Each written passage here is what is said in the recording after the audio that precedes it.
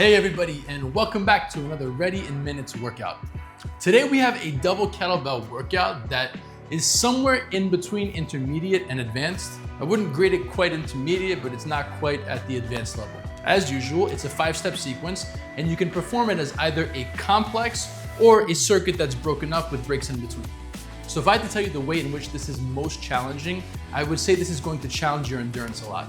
So as I always tell you, if you feel that movement quality is going to go down or that you're losing control over your technique, take a short break and come back to it when you feel ready. There's also a regression for 2 of the movements for the more intermediate people, as well as progressions for the more advanced people. But that's enough said about it. I should probably get around to it and show you what we're gonna do today.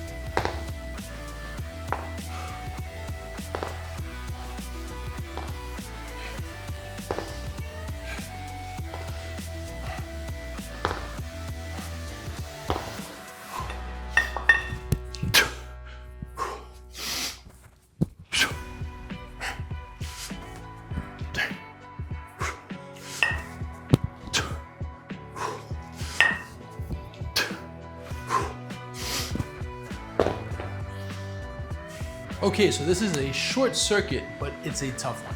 Every step along the way is going to challenge your endurance, your conditioning, and your grip. So let's break each part of our sequence down one by one to best set you up for success. Okay, so to start off, we have a double kettlebell swing. So remember to go wide enough so that the bells can pass between your feet, because if they can pass between your feet, they will pass between your legs. Set the bells up in a V shape, as you can see here. They're angled towards each other. This makes it a little bit easier to engage your lats when you're setting up. Once you're done here, hinge on over, tilt the bells off their base, and swing the same way you normally would. Shoulders are packed, hike back, and lock your glutes at the top and stand tall.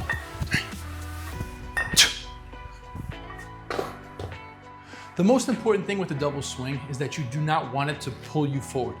Stay in control of your hinge. Allow the bells to drop and work into your hinge, pushing your butt back. What you do not want is, as the bells drop, you do this, because just like all your other kettlebell ballistics, if the weight goes forward, you're going there with it. Stay in control of your hinge and lock out at the top. For the next part, whether you're taking a break or you're going right into it, you're going to do one double clean to get you into this double rack position.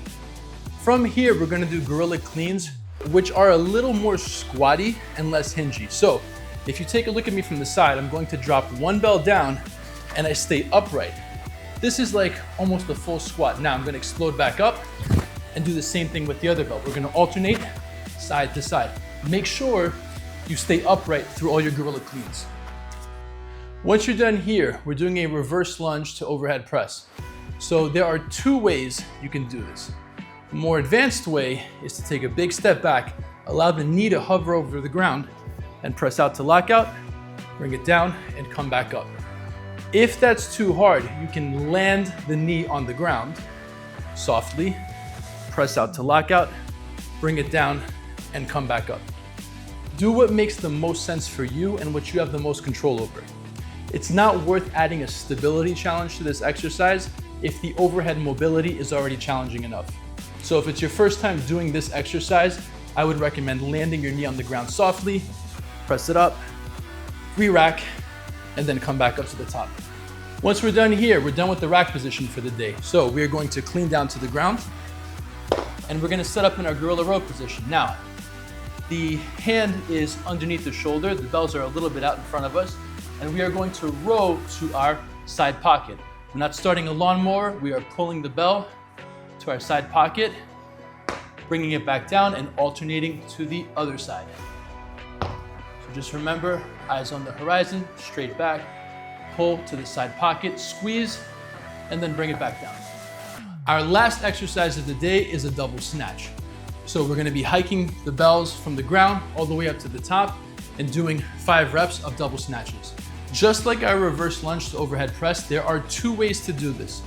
We can do a full snatch up and down if you have excellent snatching technique and you can stay in control.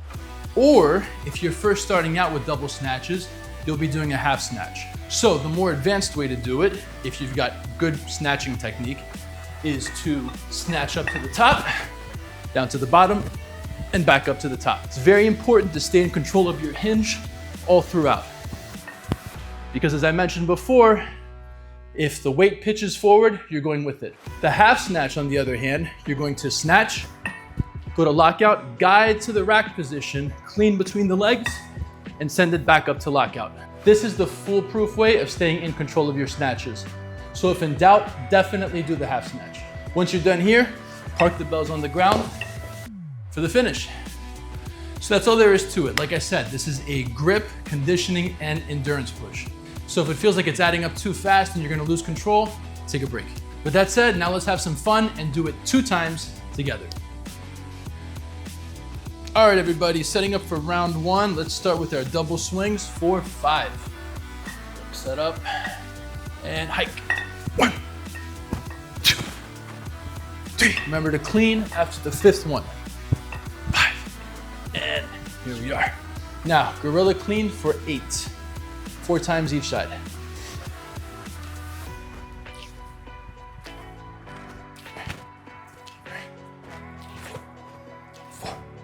Okay, reverse lunge to overhead press. For this first round, I'm gonna do the more advanced version. So my knee is going to hover above the ground, but if you're first starting out, land the knee so you're nice and stable.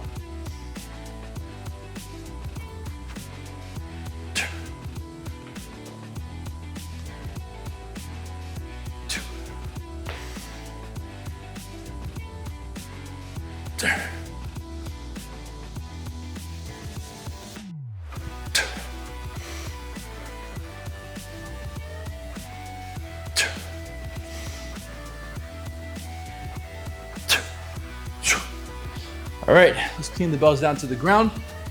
We're a little bit out in front of us, and we're gonna row 4 times on each side. Remember to pull to the side pocket.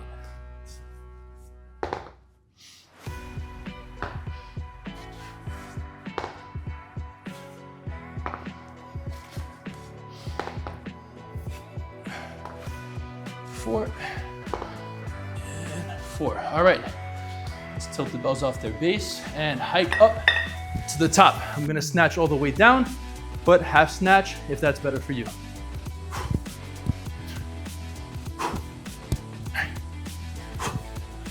4 and 5. Guide to the rack and down to the ground. All right, that's the end of round 1. Take a break if you need to, I do. And when you're ready, dive in to round 2. All right, I got my second win. So let's start with our double swing for our second and last set. Set up into our hinge and 4, 5. 2, 3, 4. Remember to clean after this one. All right, now gorilla clean for 4 on each side.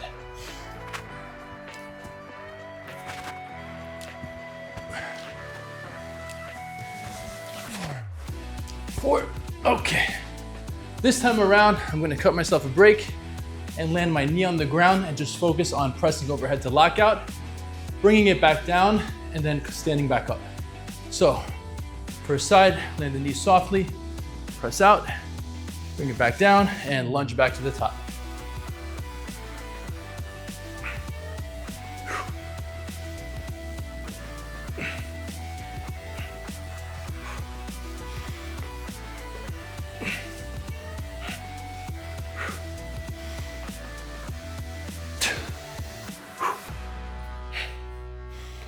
And 6.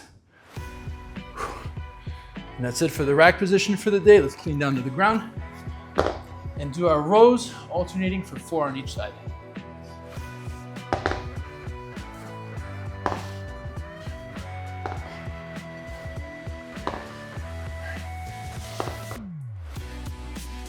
And 4, and 4. All right, this time around, I'm going to half snatch.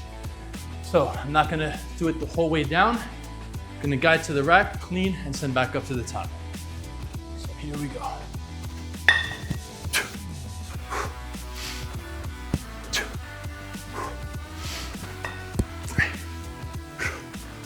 And 4, and 5.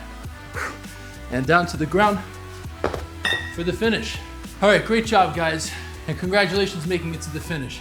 Even with the little pauses and breaks I was taking to talk to you guys, this was definitely challenging enough. Like I said, endurance, conditioning, and grip. And you know, if you're doing this with the right technique and the right weight, you really only need like 2 rounds to get a lot of benefit out of this. Maybe 3 if you want to push it, but double the kettlebells is double the work. So it adds up twice as fast. But more than that, at that point, technique starts to kind of dwindle over time too. So all that to say, don't push it too hard with this. You know, as we're always emphasizing, quality over quantity. As usual though, I'm gonna encourage you to let me know what you think about it. Let me know what you loved about it or hated.